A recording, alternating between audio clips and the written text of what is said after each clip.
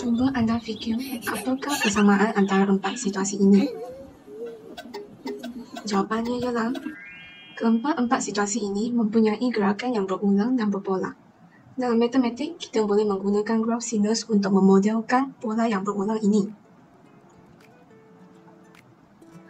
Salam sejahtera semua, saya Ian dan nombor matrik saya ialah A24HP0228. Saya merupakan pelajar dari 1SHPMH.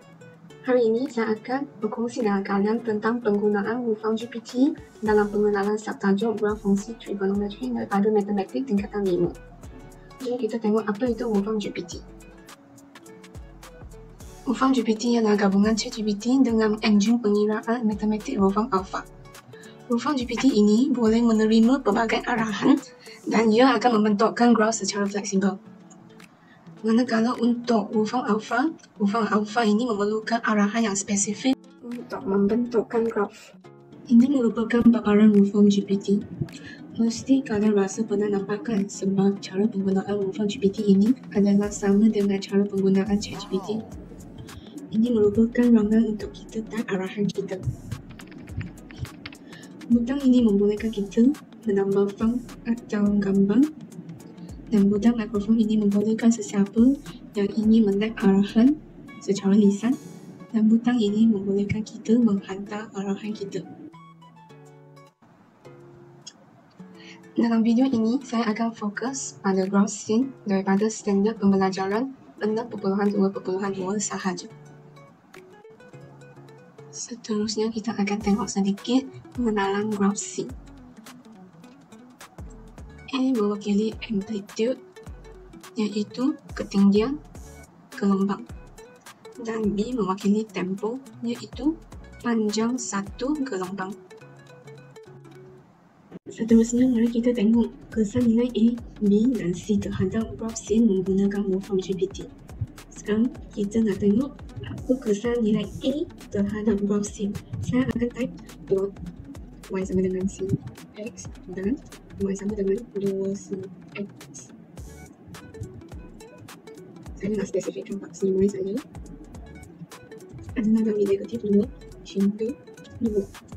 Faksi X saja nak dilabelkan dengan kosong, pi per 2, 3 pi per 2 dan 2 pi. Seterusnya, tekan butang hantar.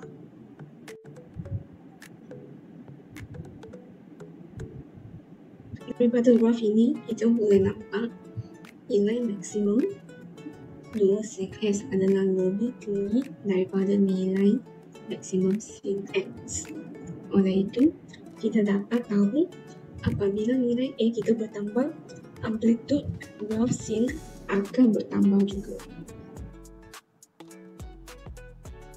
Seterusnya, kita akan tengok apa kesan nilai B terhadap graf scene.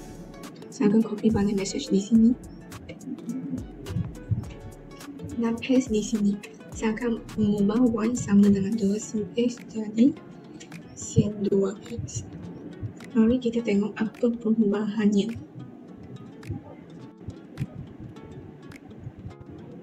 Daripada graf ini, kita boleh nampak graf sin 2X dimampat secara mengufuk.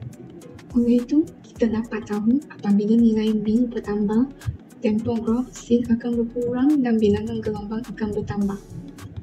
Formula untuk mengira tempo graf scene ialah 360 darjah bahagi dengan B. Untuk graf scene X, temponya adalah 360 darjah dan tempo untuk graf scene 2X adalah 180 darjah.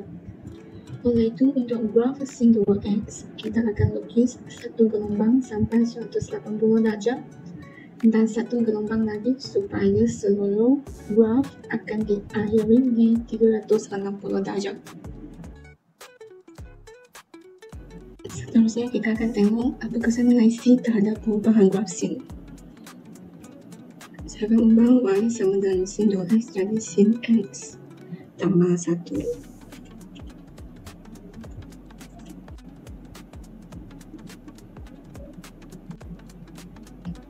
Daripada graf ini, kita boleh nampak graf sin X tambah 1 beranjak ke atas.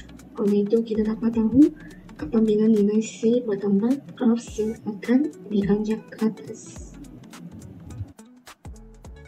Seterusnya, kita nak tengok sekaligus kesan nilai A, B dan C terhadap graf sin. Saya akan ubah sin S tambah 1 jadi 2 sin 2X tambah 1. Jumlah untuk paksi Y saya akan ubah jadi negatif 3 hingga 3. Berbanding dengan graf sin X, kita boleh nampak graf 2 sin 2X tambah 1 ini mempunyai nilai maksimum yang lebih tinggi. Grafnya termampat dan beranjak ke atas. Kesimpulannya, Wolfram GPT ini boleh menghasilkan lakaran graf signals yang tepat secara automatik berdasarkan input. Guru dan murid dapat menganalisis kesan perubahan A, B dan C secara visual dan serta-merta. Integrasi ini menjadikan pembelajaran lebih interaktif, efisien dan mudah difahami. Itu sahaja daripada saya. Terima kasih.